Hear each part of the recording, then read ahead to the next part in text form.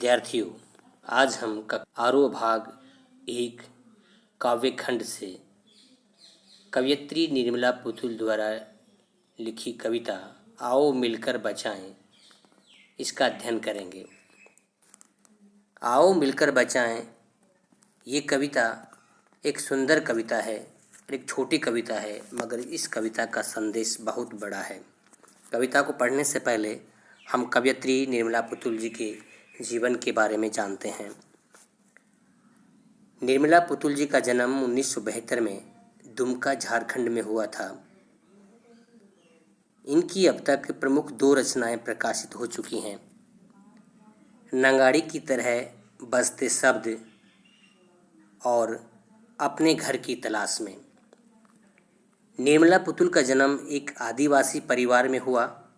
उनका आरंभिक जीवन बहुत संघर्षमय रहा। घर में शिक्षा का माहौल होने के बावजूद भी रोटी की समस्या से जूझना पड़ा।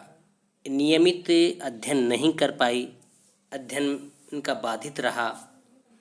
नर्स बनने पर आर्थिक कष्टों से मुक्ति मिल जाएगी, यह विचार कर इन्होंने नर्सिंग में डिप्लोमा किया और काफ़ी समय बाद इग्नू से स्नातक की डिग्री प्राप्त की। संथाली समाज और उसके राग बोध से गहरा जुड़ाव पहले से ही था। कवयित्री का जन्म संथाली समाज में हुआ, झारखंड में हुआ था और इनका लगाव, इनका जुड़ाव इस समाज से पहले जन्म से ही था। नर्सिंग की शिक्षा के समय बाहर की दुनिया से भी परिचय हुआ।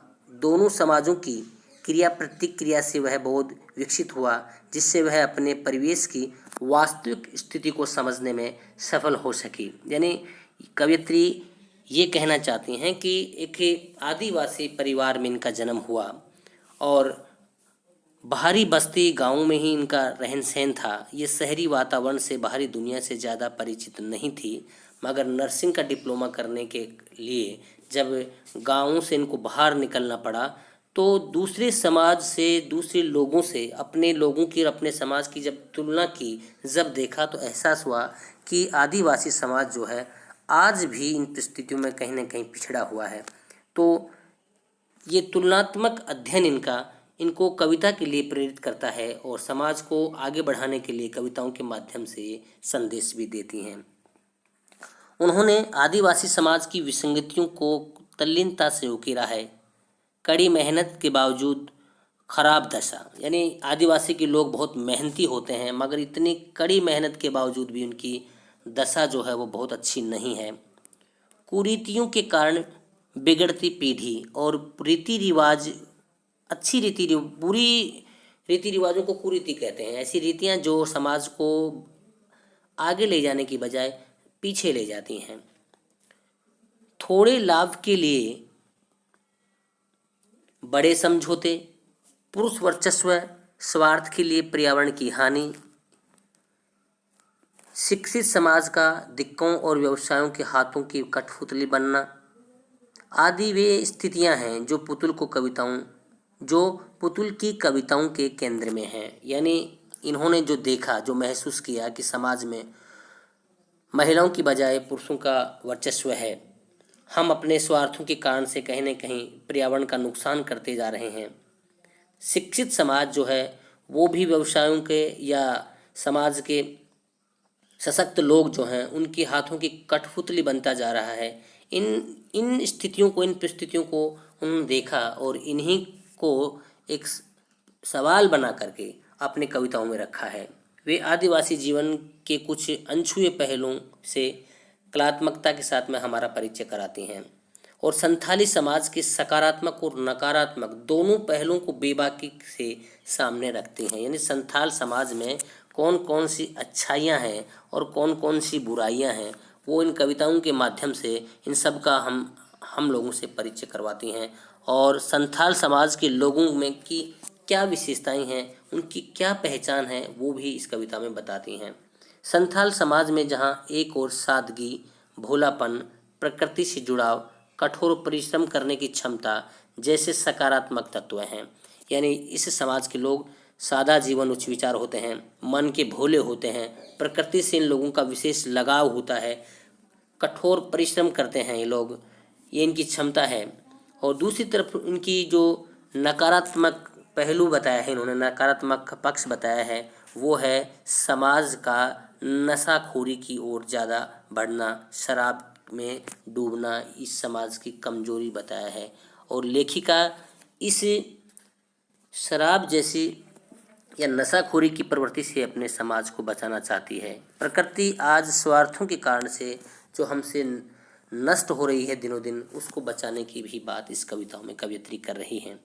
आओ मिलकर बचाएं कविता में दोनों पक्षों का यथार्थ चित्रण हुआ है। बृहत्तर संदर्भ में ये कविता समाज में उन चीज़ों को बचाने की बात करती है जिनका होना स्वास्थ्य के लिए, सामाजिक प्राकृतिक परिवेश के लिए ज़रूरी है। यानी प्रकृति हमारे समाज के लिए, हमारे जीवन के लिए अत्यंत आवश्यक है, बहुत ज़रूरी है, और ये दिनों दिन नष्ट होती जा रही है। या कुछ ऐसी परंपराएं जो कुछ ऐसे जीवन की हमारे पहचान जो हमसे दूर होती जा रही हैं, उन सब को बचाने के लिए कवयित्री इस कविता में हमें संदेश दे रही हैं। तो हम सीधा कविता पर आते हैं। आओ मिलकर बचाएं अपनी बस्ती को नंगी होने से, शहर की आबो हवा से बचाएं इसे, बचाएं डूबने से पूरी की पूरी बस्ती को हंडिया में। पहली पंक्ति है अपनी बस्ती को नंगी होने से। बस्ती का नंगा होने से मतलब है कि जो बस्तियां पहले इतने जंगलों में रहा करती थी, धीरे धीरे जंगल नष्ट हो रहे हैं, प्रकृति नग्न अवस्था में आ रही है। दूसरी बात यह है कि अब आदिवासी बस्तियों पर भी शहरों का प्रभाव होने लगा है, शहरों जैसी आधुनिकता दिखने लगी है। आदिवासी लोग जो पहले जैसा पहनावा पहनते थे, अब कहीं ना कहीं वो उनसे छूटता जा रहा है। तो इन स्थितियों परिस्थितियों को ही कवयित्री नंगी होना कह रही हैं कि अब समाज में पहले जैसी हया, पहले जैसी लोक लाज जो होती थी, वो धीरे धीरे कम होती जा रही है। तो कवयित्री बस्तियों को शहरीकरण से बचाने के लिए कह रही है, अपनी बस्तियों को नंगी होने से, शहर की आबो हवा से बचाने के लिए, यानी शहरी वातावरण से बचाने के लिए कह रही हैं। बचाएं डूबने से पूरी की पूरी बस्ती को हंडिया में। ये हंडिया का मतलब देसी शराब जिसको आदिवासी लोग बनाते हैं और पीते हैं, और ये एक नशे की प्रवृत्ति है। इससे पूरा शरीर हड्डी मात्र बन जाता है और समाज का, व्यक्ति का इससे नुकसान होता है। तो कवयित्री इस कविता में कह रही हैं कि पूरे समाज को, पूरी बस्ती को इस नशे की प्रवृत्ति से हमें बचाना है। अपने चेहरे पर संथाल परगना की माटी का रंग, भाषा में झारखंडीपन। और जिस संथाल परगना की पहचान जिन विशेषताओं से होती है, जिन जुझारूपन से होती है, जिस मन की भोलेपन से होती है, जिस कर्मठता से होती है, वो संथाल परगना की पहचान चेहरे से कहीं ना कहीं अब गायब होती जा रही है। और पहले जैसा अब झारखंडीपन भाषा में नहीं है। झारखंड की जो झारखंडी भाषा जो आदिवासी लोग बोलते थे, वो उसे पूरे समाज की पहचान थी। अब शहरीकरण की वजह से वहाँ के लोग इस भाषा से दूरियां करते हैं, परहेज करते हैं। तो लेखिक कवयित्री को ये चिंता है कि कहीं जिस झारखंडी भाषा से हमारी पहचान थी, वो पहचान और वो झारखंडी भाषा कहीं नष्ट ना हो जाए, हमसे दूर ना हो जाए। ठंडी होती दिनचर्या में जीवन की गर्माहट, मन का हरापन, भोलापन, दिल का अक्खड़पन, जुझारूपन भी। और जिन संथाली समाज की दिनचर्या में जो गर्माहट होती थी, जो उत्साह होता था, जो संघर्ष होता था, कर्मठता होती थी, वो अब धीरे धीरे ठंडी पड़ती जा रही है। और इसलिए कवयित्री कह रही हैं कि ठंडी होती दिनचर्या में जीवन की जो गर्माहट, मन का हरापन और दिल का भोलापन, अक्खड़पन और जुझारूपन, इनकी वजह से हमारे पूरे समाज की पहचान थी, ये पहचान धीरे धीरे कहीं ना कहीं कवयित्री को लगता है कि नष्ट होती जा रही है। इस पहचान में गिरावट आ रही है उसको बनाए रखने के लिए यहाँ पर कवयित्री संदेश दे रही हैं, हम सबसे कहना चाह रही हैं।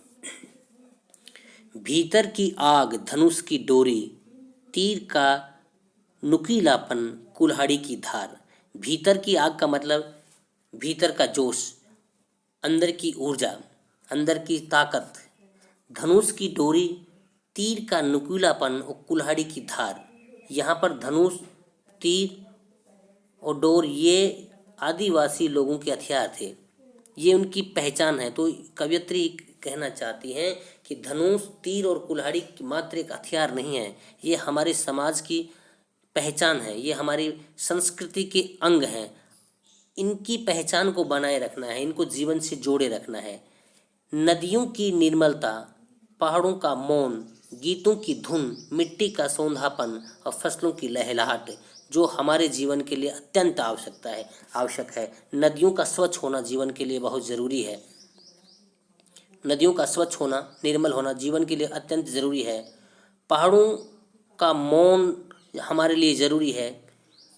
लोकगीत जीवन में ऊर्जा भरने के लिए अत्यंत आवश्यक हैं। मिट्टी का सौंधापन हमारे जीवन में ऊर्जा भरता है, उत्साह भरता है। और फसलों का लहराना हमारे जीवन की खुशहाली का प्रतीक है। ये हमारे जीवन में हमेशा बने रहने चाहिए, ये हमारे जीवन से नष्ट ना हो, जीवन से दूर ना हो। कवयित्री हमसे कहना चाहती है इन सब को बचाने के लिए, क्योंकि ये हमारी पहचान है। नाचने के लिए खुला आंगन, गाने के लिए गीत, हंसने के लिए थोड़ी सी खिलखिलाहट, रोने के लिए मुट्ठी भर एकांत। यानी अब कवयित्री को चिंता है कहीं ना कहीं कि पहले जैसे बड़े आंगन अब नहीं है, अब शहरीकरण होता जा रहा है, कहीं भी एकांत नहीं है, हर जगह बड़े बड़े भवनों का निर्माण होता जा रहा है।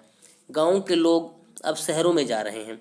तो नाचने के लिए पहले जैसे खुले आंगन, गाने के लिए लोकगीत अब लोगों के जीवन से दूर होते जा रहे हैं।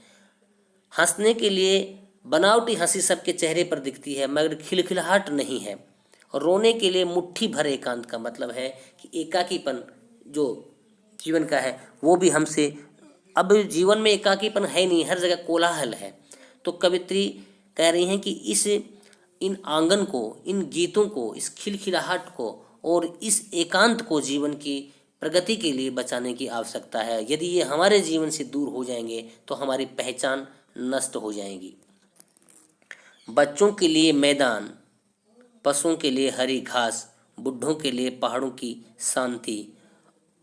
और कवयित्री यहाँ पर प्रकृति के साथ साथ में बच्चों के लिए जो अब दिनों दिन मैदानों की कमी आती जा रही है, खेलने के लिए बड़े मैदान अब नहीं बचे हैं कहीं भी, पशुओं के लिए अब हरी घास कहीं नहीं बची है, बुड्ढों के लिए पहाड़ों की सी शांति नहीं है। तो इन सब चीज़ों जो नष्ट होती जा रही हैं इनको बचाने की ज़रूरत है, प्रकृति को बचाने की ज़रूरत है। और इस अविश्वास भरे दौर में थोड़ा सा विश्वास, थोड़ी सी उम्मीद, थोड़े से सपने, इन सब को बचाने की ज़रूरत है। कवयित्री कह रही हैं, इन पंक्तियों में उनका आशावाद है कि इस दौर में जो कहीं अब एक दूसरे पर विश्वास नहीं है, ये अविश्वास का दौर है एक तरह से, इसमें अभी भी हम लोगों को आपसी विश्वास को, उम्मीद को और सपनों को बचाए रखने की ज़रूरत है। तो इस छोटी सी कविता में जो मुख्य रूप से जो बातें आई हैं उनको मैं संक्षिप्त बताना चाह रहा हूँ कि इस कविता में कविता के सभी गुण, जिसमें गेयता, तुकबंदी, भावपूर्णता, सरलता, सब कुछ है। शहरों की आबो हवा का मतलब होता है अपनी संस्कृति को बचाना, संस्कृति को अपसंस्कृति होने से बचाना। शहरों का जो कृत्रिमता है, जो चकाचौंध है, वो अब गांवों पर हावी होती जा रही है। इनसे अपनी बस्तियों को बचाने के लिए कवयित्री कह रही हैं। इस पूरी कविता में मुक्तक छंद है, प्रतीकात्मकता है, प्रकृति का बिंब है, यहाँ पर धनुष है, दौर है और स्वयं की संस्कृति के प्रति विशेष लगाव है। और इस कविता में झारखंड परगना की जो संथाल जनजाति है उनकी जीवन की क्या पहचान है, उनकी जीवन की गर्माहट, ताजगी, हरियाली, भोलापन, अक्खड़पन, जुझारूपन, ये उस जनजाति की पहचान है और उसको बनाए रखने के लिए कवयित्री कहती है। दूसरी तरफ इस कविता में धनुष और डोरी, इनको सामान्य हथियार न मान करके अपनी संस्कृति की पहचान मानती कवि, अपनी जाति की पहचान मानती है और कह रहे कि इन्हें बचाने की आवश्यकता है। तो हम कह सकते हैं कि इस छोटी सी कविता में प्रकृति, नई पीढ़ी, युवाओं, बूढ़ों, बच्चों सबके लिए कवयित्री ने अपनी चिंता व्यक्त की है